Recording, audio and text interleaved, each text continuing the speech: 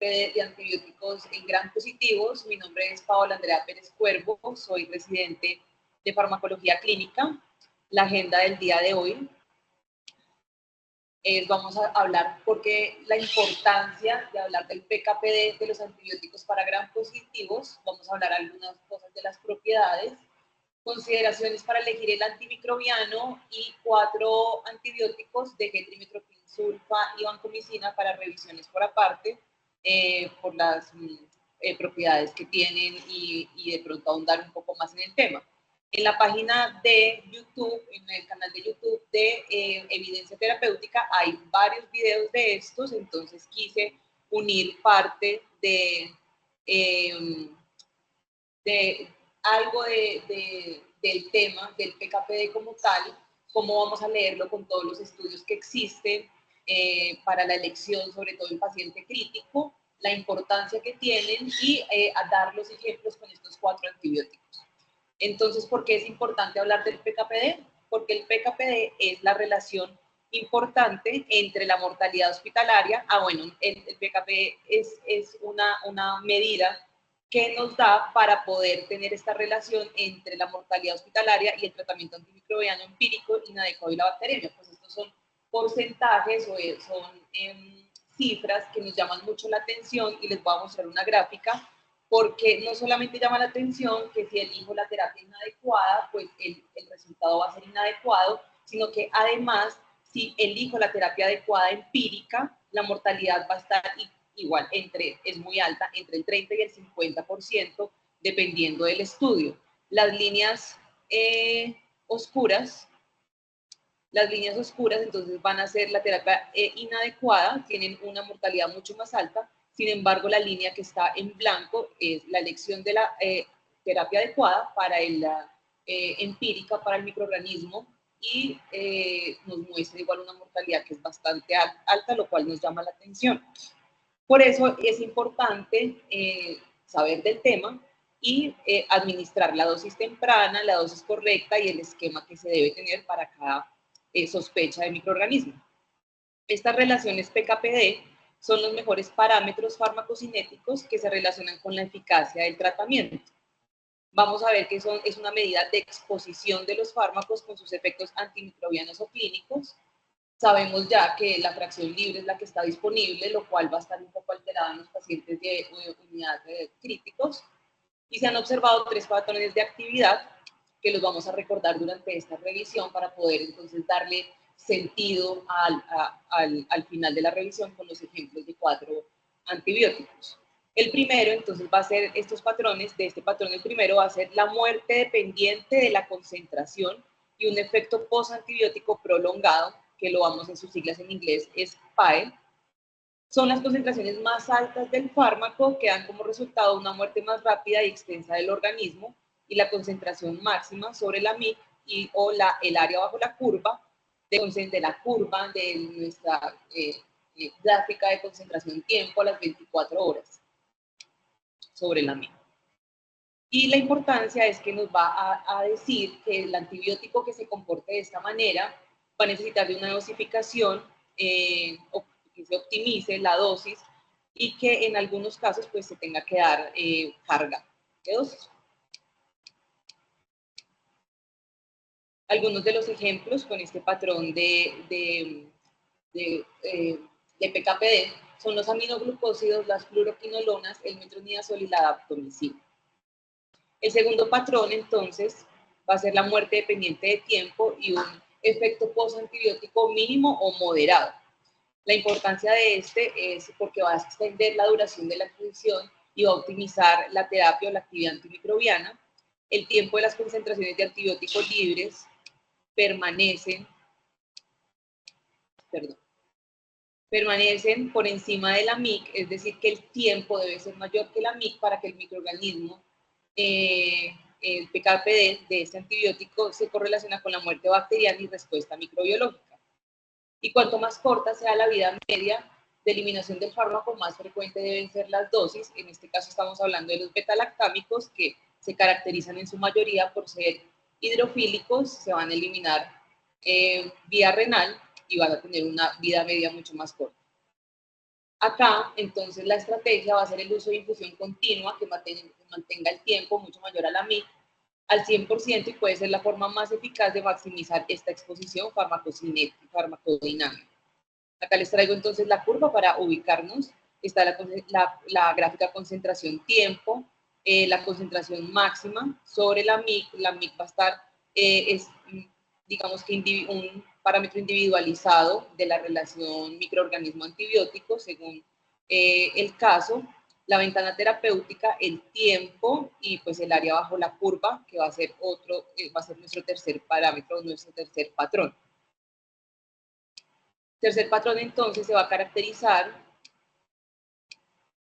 por una muerte independiente de la concentración y el efecto postantibiótico prolongado, concentraciones más altas del fármaco que solo mejoran ligeramente la muerte del microorganismo, producen la supresión prolongada de la regeneración del microorganismo y el objetivo de este entonces va a ser que la dosificación sea óptima en la cantidad del fármaco y el área bajo la curva de 0 a 24 horas pues sea la de cada uno, es bien estipulado. En el caso de, por ejemplo, de la vancomicina, en UCI especialmente, en paciente crítico, vamos a tener una área bajo la curva o una relación de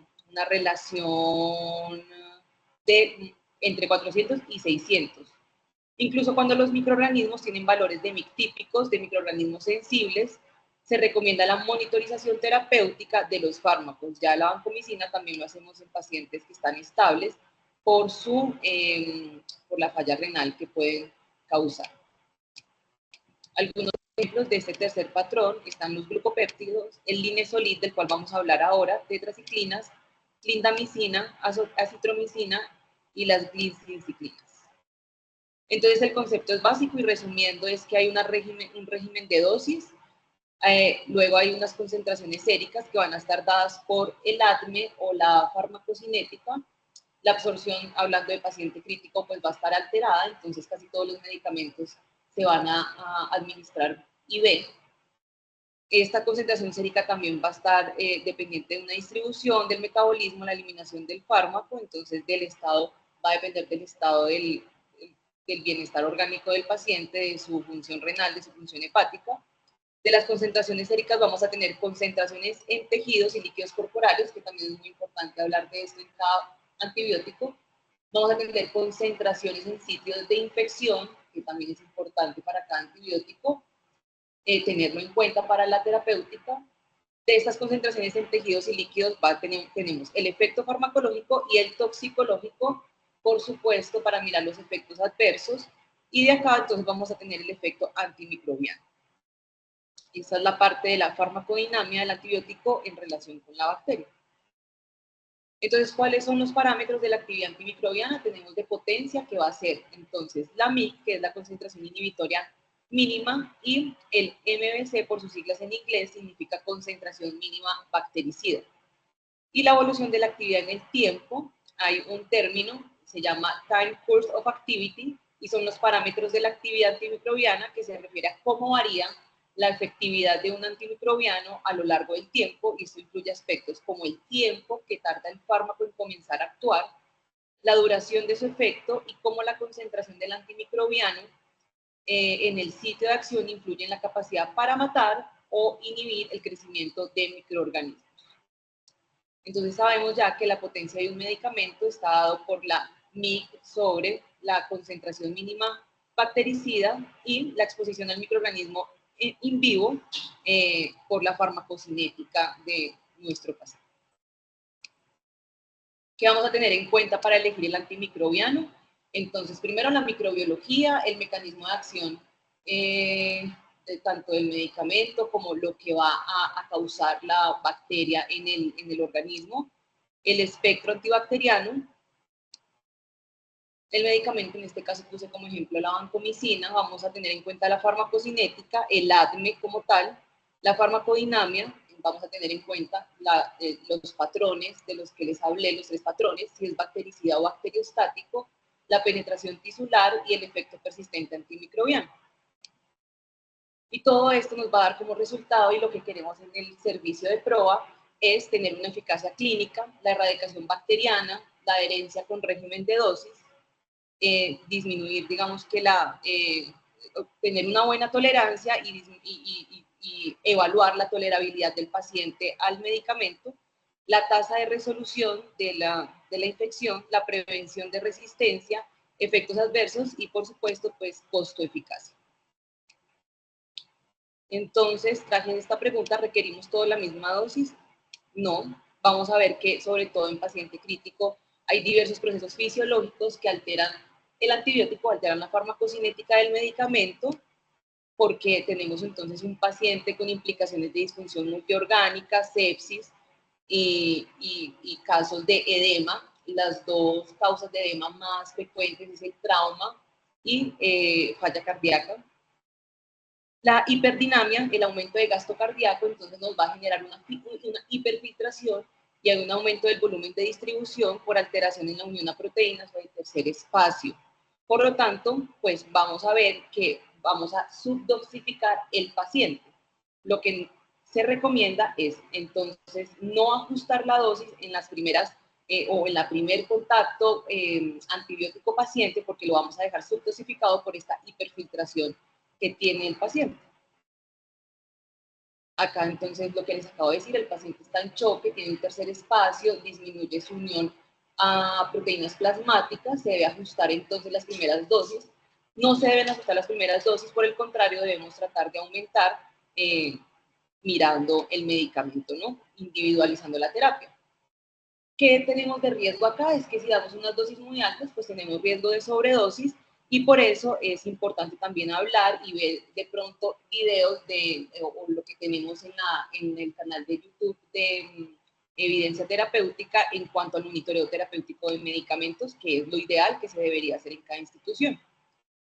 Les traigo un estudio, este es del 2010, y son concentraciones insuficientes de beta-lactámico en la fase temprana de sepsis severa y shock séptico.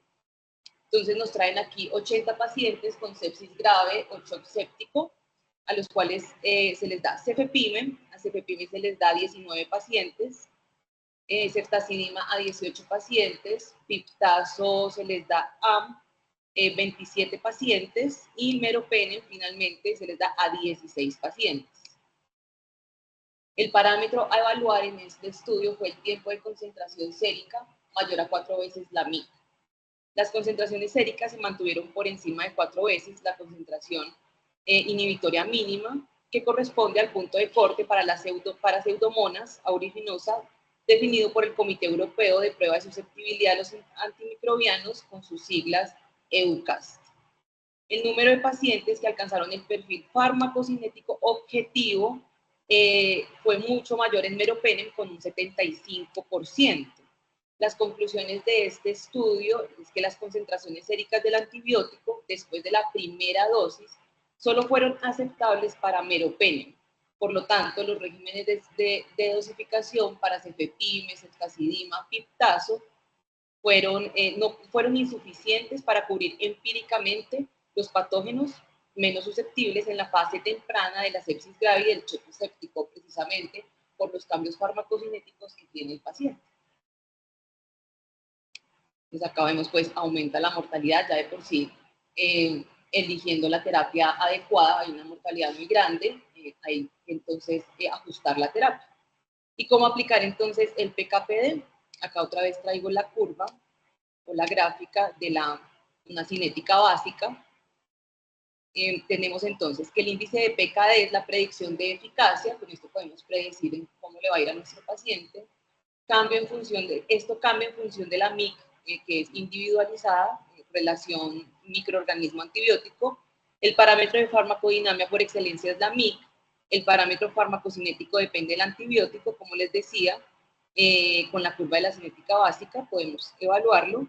Y en el caso de pronto de la vancomicina, que los traigo como ejemplo, se debería tomar la primera muestra de niveles de vancomicina 1 a 2 horas después de acabar la infusión, en caso de paciente crítico, y la segunda muestra en el estado estacionario, en el nivel valle, que la tomamos antes de la cuarta dosis, 5 minutos antes de la cuarta dosis está bien para poder medir estos niveles. Vamos a empezar entonces con el PKP de la cefazolina, hablando de antibióticos para gram positivos. En cuanto a generalidades, Tenemos que es un análogo de cefalosporina semisintético de primera generación, tiene acción antibiótica de amplio espectro, inhibición de la síntesis de pared bacteriana, sabemos, alcanza niveles séricos elevados y se excreta rápidamente por la orina.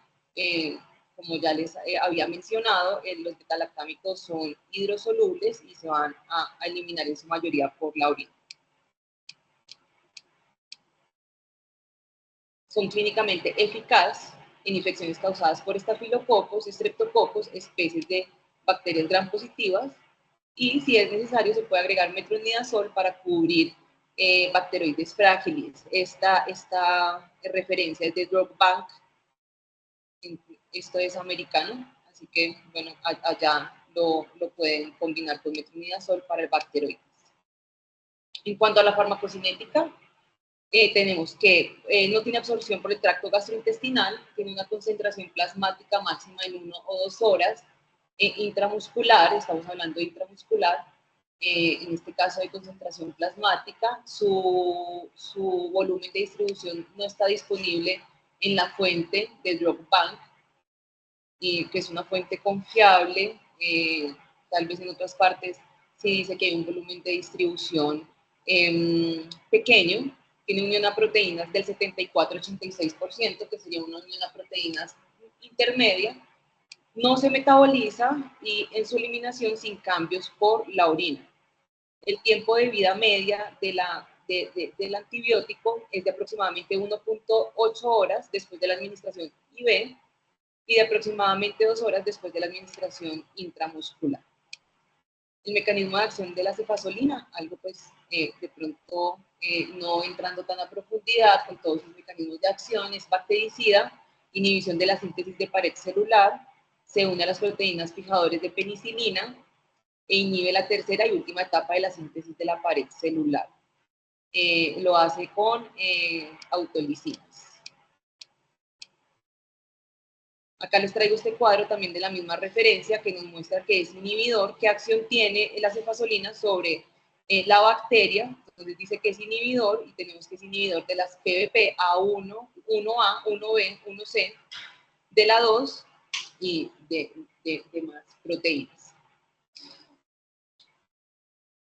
En general, entonces, va a interrumpir la formación de pared celular y la síntesis de péptido glicano reticulado a partir de intermediarios lipídicos. Hay unos targets que nos muestra Drug Bank en cuanto a cefazolina y nos explica entonces cada mecanismo de acción bien explicados. También los invito de pronto a ver estas tarjetas, estas como flashcards que nos trae del mecanismo de acción, digamos, de las PBP1B. Nos va a decir que entonces tiene la enzima, nos explica bien el dominio N-terminal, que si es sensible a penicilina, hay formación de cadenas lineales de glicano, y pues es un tema mucho más profundo que de pronto podríamos revisar en un futuro. Acá hay más targets. Y algunas interacciones que les traigo es con el acetaminofén, con el ácido acetil salicílico y con el aciclovir. Con el acetaminofén y con el ácido acetil salicílico, la cefazolina pues puede disminuir la expresión de estos dos medicamentos y resulta en un nivel sérico más alto tanto del acetaminofén como del ácido acetil salicílico, valdría la pena tenerlo en cuenta. Y con el aciclovir, la expresión de cefazolina puede disminuir cuando se combina con el aciclovir. Entonces aquí se va a aumentar las concentraciones plasmáticas del antibiótico. Este otro estudio que les traigo dice caracterización del efecto inóculo. Me pareció interesante el efecto inóculo de la cefazolina en aislamiento de Staphylococcus aureus susceptibles a meticilina. Es un estudio en México y en Guatemala. Bueno, aquí nos dice que este efecto inóculo aumenta 4 veces más las concentraciones inhibitorias mínimas o mayor a 16 microgramos mililitros para cefazolina cuando el inóculo bacteriano está incrementado a 107 unidades formadores de colonia, y toman gran importancia en la medida en que in vivo un inóculo incrementado se observan infecciones como bacteriemias, osteomielitis y abscesos no drenados. Algunos estudios evaluaron la presencia de este efecto en aislamiento de Staphylococcus aureus provenientes de Estados Unidos encontrando que se presenta entre el 19 al 27% de las cepas de Staphylococcus aureus meticilinos sensibles aisladas. En Sudamérica la prevalencia fue mayor, de un 26 a un 46% de este efecto. Colombia reportó este fenómeno entre el 2002 y 2008, y hay otro estudio del 2010 al 2014, con aislamiento de estos estafilococos meticilinos sensibles recolectados con estos porcentajes respectivamente en estos periodos de tiempo. Hay un aumento en la mortalidad a los 30 días en pacientes con infecciones causadas por Staphylococcus aureus meticilino sensible que presentaron el efecto inóculo cuando estas son tratadas con cefazolina como primera línea antibiótica, con un 39.5% versus un 15.2% de infecciones las cuales no presentan efecto inóculo, lo cual es de importancia. Traje algo de penetrancia a tejidos, aunque otra vez en el canal de YouTube hay un video que es muy conciso sobre la penetrancia a tejidos de antibióticos, pero en general la cefazolina va a penetrar muy bien, penetra muy bien a tejidos. Líquido sinovial también penetra muy bien, lo que lo hace eficaz en infecciones articulares. Tejido óseo no es mucho, tiene aproximadamente del 10 al 20% de las concentraciones plasmáticas, es una penetración moderada. El líquido pleural se distribuye bien, con concentraciones alrededor del 50% de los niveles plasmáticos, y el líquido cefalorraquídeo tiene una penetrancia baja. Seguimos con linezolid. En cuanto a generalidades, sabemos entonces que el linezolid ejerce su actividad antibacteriana, inhibiendo la síntesis de proteínas. No está indicado para el tratamiento de infecciones de gram negativos, pero tampoco se ha sido evaluado en su uso por más de 28 días en gram positivos. Sus efectos son bacteriostáticos y bactericidas. Se aprobó inicialmente en el año 2000 y fue el primer miembro de la clase de antibióticos de las oxazolidona, y un segundo miembro de esta clase, el tedizolid, que fue aprobado por la FDA en el 2014. Este va a ser un inhibidor reversible y no selectivo de las enzimas monoaminoxidasas, y por lo tanto pues vamos a ver que tiene ciertas interacciones, sobre todo en unidad de cuidados intensivos, con otros medicamentos que tengan este mismo mecanismo de acción, y va a contribuir al síndrome serotoninérgico cuando se administra con estos agentes que pueden ser los inhibidores selectivos de la recaptación de serotonina o antidepresivos tricíclicos. Es un agente antimicrobiano dependiente del tiempo, con un efecto antibiótico persistente, y los índices PKPD, es tiempo mayor a la MIC, y el área bajo la curva sobre MIC son determinantes importantes de su eficacia in vitro e in vivo.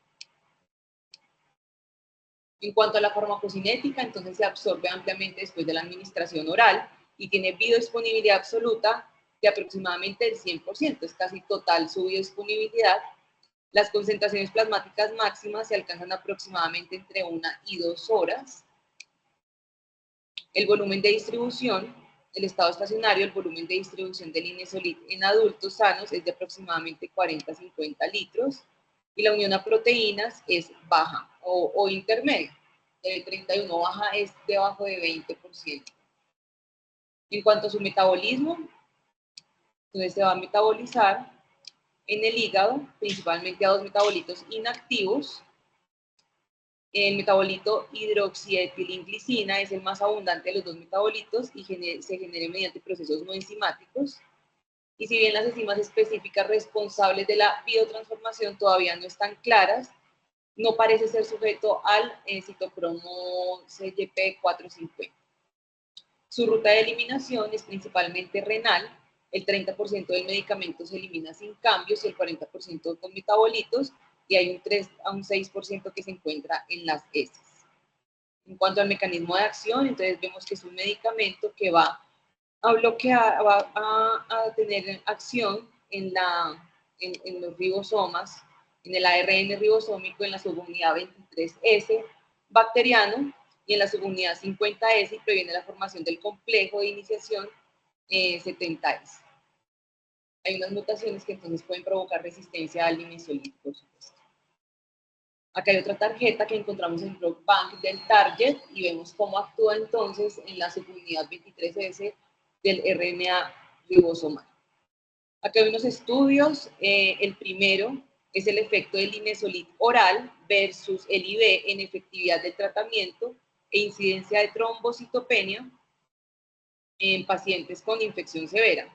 Trombocitopenia, este mecanismo de acción es porque, claro, inhibe también el RNA de la mitocondria, que se parece mucho al de la bacteria, y puede dejar también de tener una producción de proteínas en la plaqueta. Y el segundo estudio es el efecto como el linezolid, la trombocitopenia inducida por linezolid en pacientes con daño renal. Acá entonces nos dice que es necesaria una reevaluación de las recomendaciones posológicas actuales con una recomendación de la reducción de la dosis estándar al 50% después de 2 días de dosis estándar para todos los pacientes con una filtración glomerular estimada de menor de 60 mililitros minuto. Además de esto, pues también se recomienda la monitorización. Hay una penetrancia de tejidos. En pulmones la penetrancia del tejido es buena, con concentraciones más o menos del 50 al 100%. En el tejido óseo también es alta, con concentraciones cercanas al 30 al 60% de los niveles plasmáticos. En el líquido cefalorraquídeo alcanza 60 al 70%, siendo útil, obviamente, en infecciones del sistema nervioso central. Y en tejido adiposo también es buena, casi el 80 al 100%.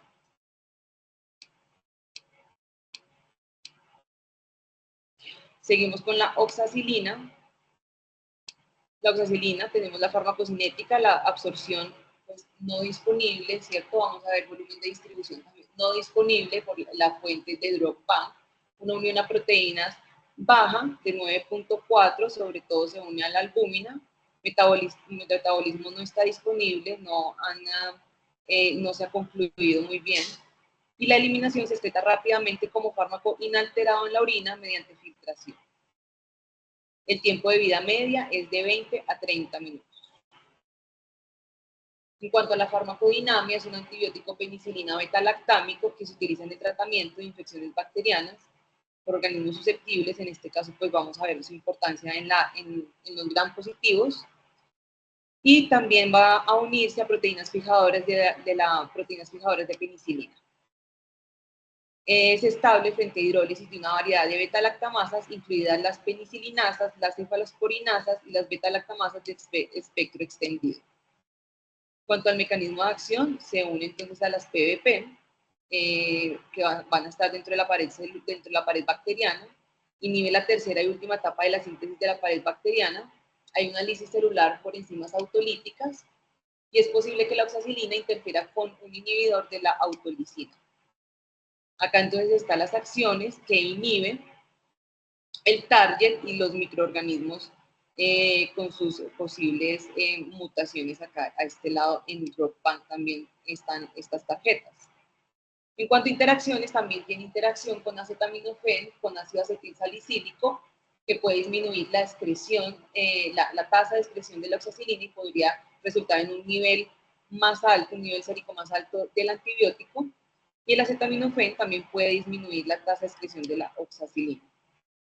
Acá entonces traigo un estudio que habla sobre el Borsa. El Borsa entonces es el estafilococo aureus con resistencia límite a la oxacilina, y es importante saberlo porque tiene también unas cifras importantes de patología en el mundo. Muestra además que esto es límite porque su resistencia suele estar asociada con una hiperproducción de beta-lactamasas o en algunos casos con mutaciones puntuales de los genes de las PBP. La Borsa o esta límite, que no es ni sensible, no lo catalogan ni sensible ni resistente, no puede clasificarse como verdaderamente resistente a meticilina o sensible a meticilina. Y sin embargo, con frecuencia se identifican erróneamente, lo que plantea una amenaza epidemiológica y terapéutica evidente. Las cepas de Borsa se aíslan comúnmente en humanos y animales, se encuentran tanto en hospitales como en entornos comunitarios. Y bueno, el tratamiento de infecciones graves causadas por Borsa pueden resultar ineficaz incluso con mayores de oxacilina. Y la evidencia disponible sugiere que Borsa representa un problema frecuentemente ignorado y su aparición en nuevos entornos implica que deben ser monitoreados y distinguidos con precisión la sensibilidad o la resistencia a la meticilina. En cuanto a la penetración a tejidos, entonces tenemos un tejido óseo, en tejido óseo penetración baja, tejido pulmonar es una penetración moderada, a pleural tiene muy buena penetración entre el 50 y el 100%, y líquido cefalorraquídeo es bajo. Seguimos con la daptomicina. En cuanto a generalidades, vemos que la daptomicina, la daptomicina se dejó, se abandonó por una miopatía observada más o menos en 1997, pero se volvió, hay como un redescubrimiento con un nuevo esquema de dosificación una vez al día y vieron que se reducía el efecto secundario y manteniendo la eficacia. Entonces se vuelve a utilizar, es un antibiótico lipopéptico péptido cíclico que se usa para tratar infecciones complicadas de la piel, estructuras de la piel, bacterias susceptibles. Se descubrió por primera vez en la década de 1980, como les decía, se dejó de usar por la miopatía y se reanuda su uso. En cuanto a la farmacodinamia, tiene entonces una rápida actividad bactericida dependiente de la concentración in vitro, que se correlaciona mejor con la relación entre el área bajo la curva y el tiempo. Y la MIC, todo está relacionado con la MIC. Es importante saber de la daptomicina, que es inactivada por el surfactante, lo que lo vuelve incapaz de inhibir o ser bactericida o bacteriostático de bacterias en los alveolos, no nos va a servir, y no se debe administrar más de una vez al día. En cuanto al mecanismo de acción, tiene un mecanismo único, se une a membranas bacterianas y provoca una rápida despolarización del potencial de membrana, lo que da como resultado la inhibición de la síntesis de proteínas. Y se caracteriza por una rápida eliminación dependiente de la concentración y un efecto antibiótico prolongado contra el estafilococo aureus y el enterococo. Durante un periodo de 24 horas más o menos se necesitan concentraciones de daptomicina libre que promedien 1 o 2 veces la MIC para un efecto bacteriostático y de 2 a 4 veces la MIC para la eliminación de más del 99% de las colonias de las bacterias. En cuanto a farmacocinética, entonces vemos que no se observa, no se observaron diferencias clínicamente significativas en cuanto a la insuficiencia renal grave. Esto es farmacodinamia, perdón, me disculpan, la farmacodinamia. Y en la farmacocinética, la daptomicina en pacientes con insuficiencia hepática leve moderada, pues no es muy buena por su metabolismo. Esta sí es la farmacocinética como tal, tiene un volumen de distribución pequeño, lo que quiere decir que está concentrada en el compartimento central o en el plasma, unión a proteínas es alta, es mayor al 90%, no interactúa en absoluto con las diversas enzimas hepáticas, excreción principalmente renal, un tiempo de vida media prolongado 7.5 a 9 horas. Y su penetrancia a tejidos entonces, en tejido pulmonar, va a ser baja por la inactivación, como les comentaba, del surfactante, por el surfactante pulmonar. No se recomienda para neumonía. Tejido muscular tiene una buena penetración, con concentraciones en tejido alrededor del 90%. En el tejido óseo es moderado, más o menos del 5 al 10%, y líquido pleural tiene una buena penetración. Aquí les traigo entonces un cuadro para resumir y relacionar el patrón de la relación farmacocinética-farmacodinamia, patrón 1, patrón 2, patrón 3, y los medicamentos que acabamos de ver, o los antibióticos. La daptomicina pertenece entonces a un patrón 1, que es dependiente de la concentración, y vamos a ver entonces qué podemos hacer para mejorar en paciente crítico el PKPD de la daptomicina. Es importante entonces administrar dosis adecuadas para alcanzar niveles altos y se debe monitorizar la función renal. Listo. Tiene un efecto antibiótico prolongado, lo que significa que sigue inhibiendo a la bacteria y el crecimiento bacteriano incluso después de que las concentraciones plasmáticas han caído por debajo de la media. En patrón 2, que es dependiente del tiempo y el efecto antibiótico es de mínimo a moderado, aquí pertenecería la cefazolina y la oxacilina. ¿Qué podemos hacer acá para mejorar el PKPD de estos dos antibióticos? Entonces se ajusta la dosificación para mantener los niveles plasmáticos adecuados. Lo que podemos hacer es administrar infusión continua o prolongada para mejorar esta efectividad, sobre todo en casos de sepsis e infecciones graves. Y linezolid va a pertenecer al patrón 3 y es una actividad independiente de la concentración y efecto postantibiótico prolongado.